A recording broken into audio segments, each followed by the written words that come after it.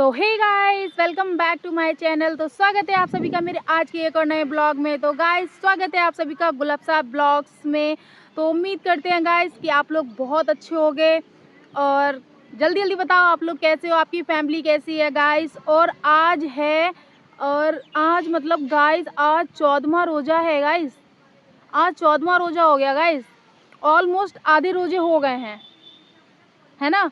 और आज 4 मार्च हो गया, आज बुध है गाइस। और मैं आज का ब्लॉग बनाने के लिए आ चुकी हूँ अपने खूबसूरत सी जगह पे। तो गाइस आप लोगों में से किस किस को ये पार्क खूबसूरत लगता है और मैं किस किस को सुंदर लगती हूँ कमेंट बॉक्स में ज़रूर बताना गाइस। और मेरा दिन शुरू हो गया है आप लोगों के साथ और मैंने कर दिया है ब्लॉग शुरू। तो सबसे पहले आप लोग जल्दी जल्दी बताओ आप लोग कैसे हो, आप लोगों के रोजे कैसे चल रहे हैं और आप लोगों की फैमिली कैसी है, आप कैसे हो और मेरे ब्लॉग में मज़ा आता है कि नहीं आप लोगों को, और हम अच्छे लगते हैं आप लोगों को कि नहीं लगते हैं। गाइस मुझे तो बहुत अच्छा लग रहा है आप लोगों के साथ और यहाँ पे मैं बना रही हूँ ब्लॉग और कर रही हूँ इस मौसम को महसूस। हाँ, क्योंकि ये मौसम जो है अभी कुछ दिनों के लिए अच्छा लग रहा है, खासकर इन रमज़ान में। उसके बाद तो गाइस ये हवा इतनी ख़राब लगेगी, लू बीमार होंगे।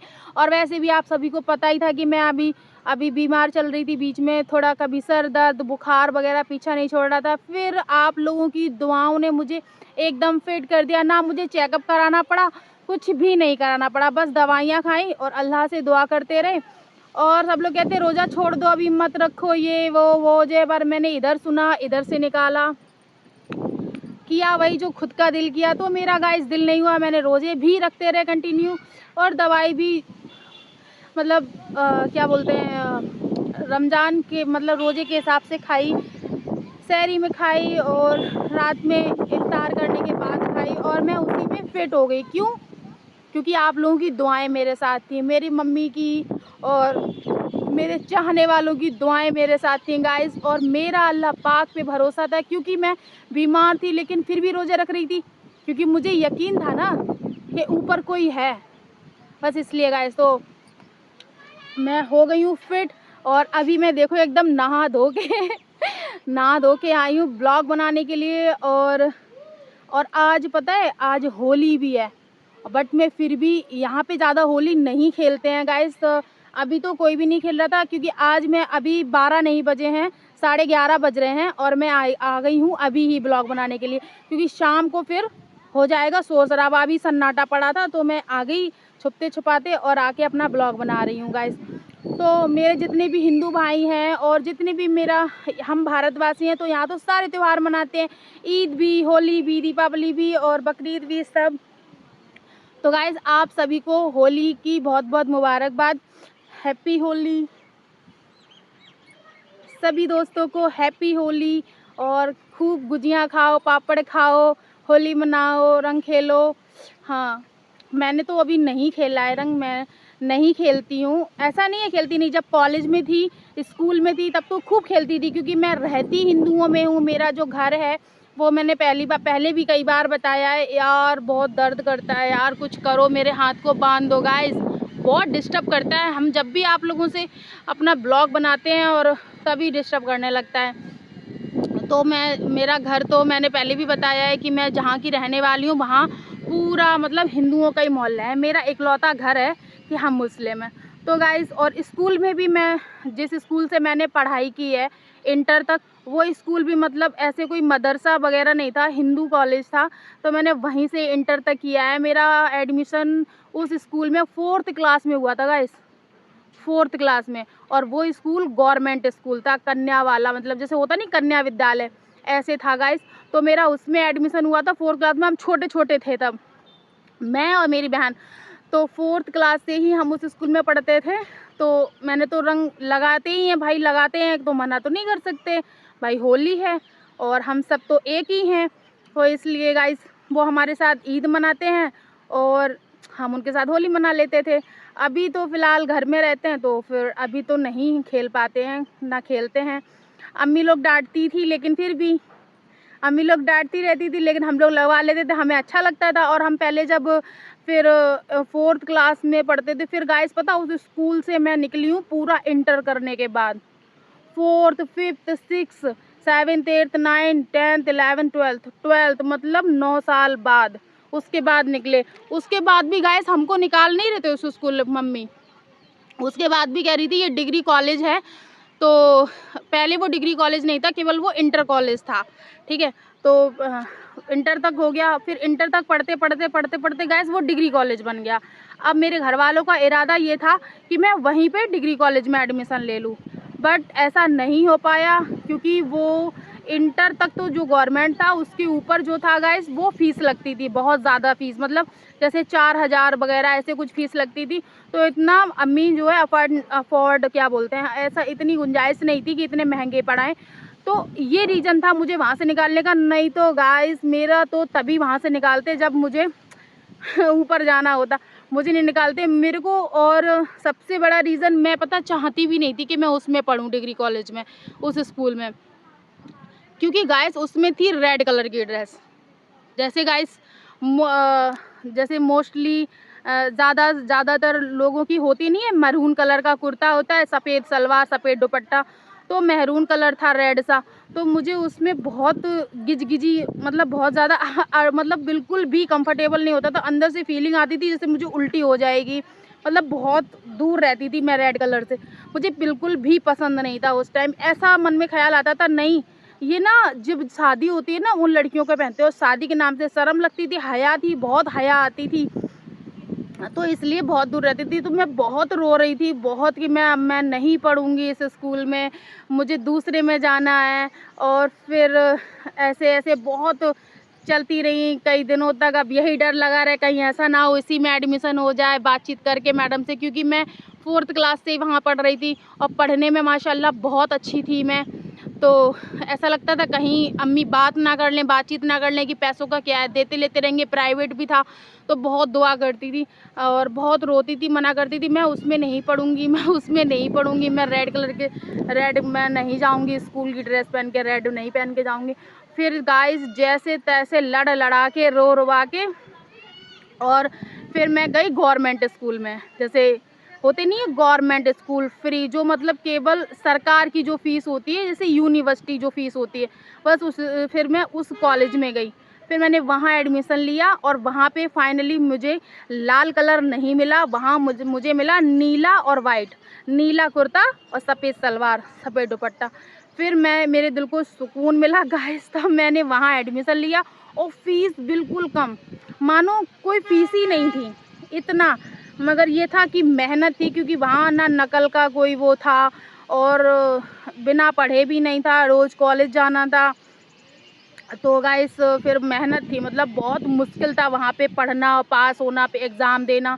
मगर फिर मैंने वहाँ एडमिशन लिया, खूब पढ़ाई करी, खूब अच्छे से पास हुए और पढ़ते रहे। गाइस मैंने बहुत ट्राई की, मतलब बहुत का मतलब एक चांस मिला था कि मतलब पढ़ लो और एग्ज़ाम निकालना है तो निकाल लो गवर्नमेंट।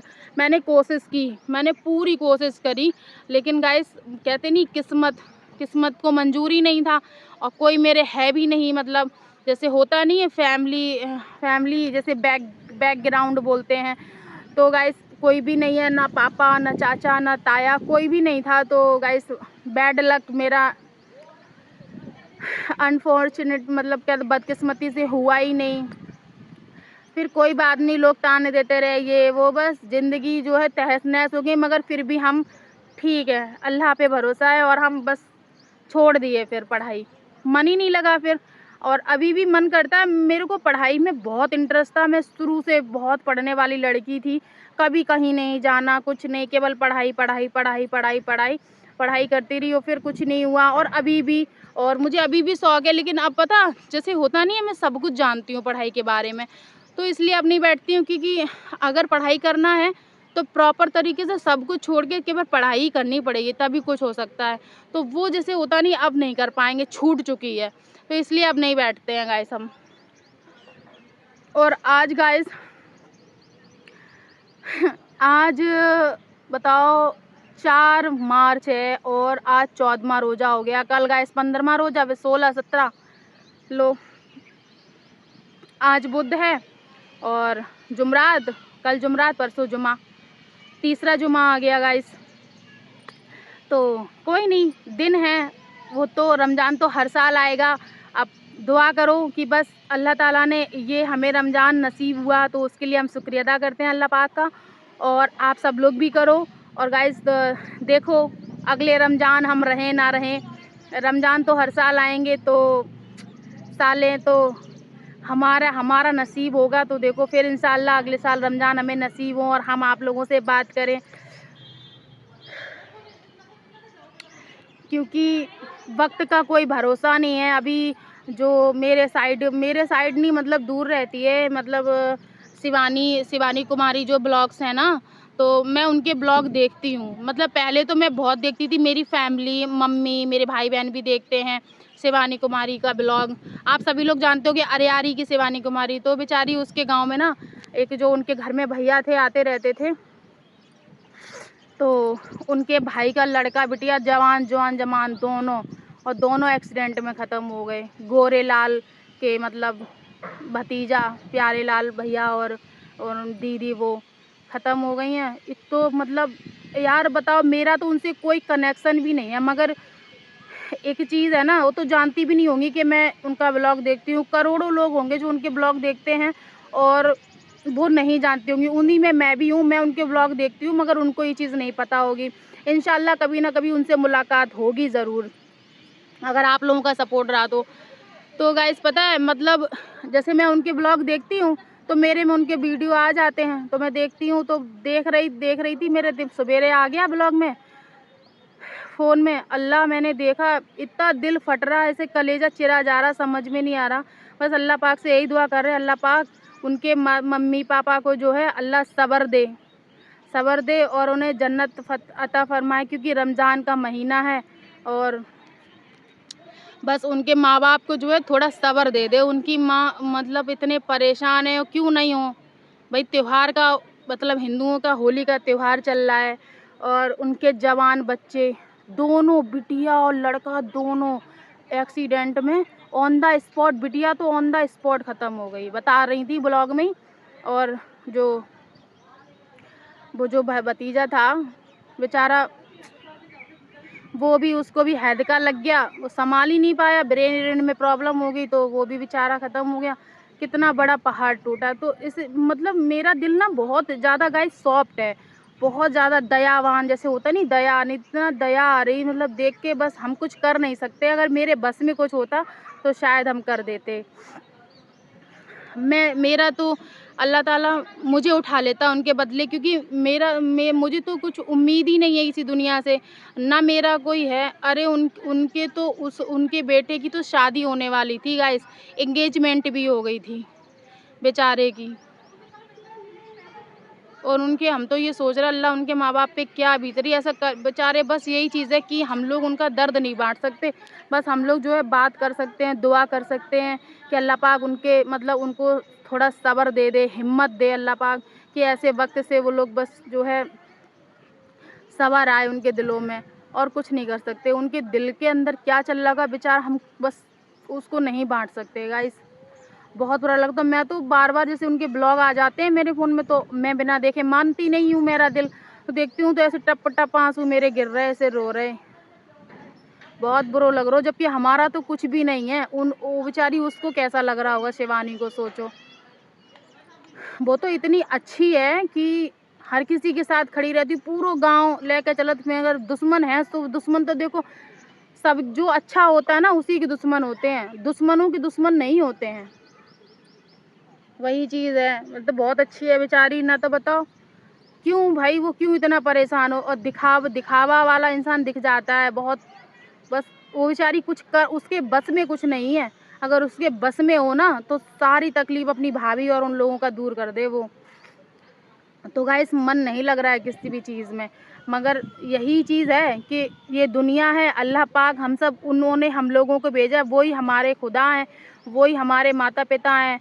और बस उन्होंने जितना टाइम दिया है, हम लोग उतने ही टाइम यहाँ रह सकते हैं। जाना सभी को है, हमको भी जाना है। अभी हम यहाँ पे आज अभी आए हैं, अभी हम जाएं और कौन हमें टक्कर मार के चलो जाए, कोई भरोसा है? किसी की ज़िंदगी का कोई भरोसा नहीं है। इसलिए गाइस हंस लो, बोल लो, और जो मिले उसमें खुश हो लो। अल्लाह पाक का शुक्रिया अदा करो हर पल हर सेकंड के लिए।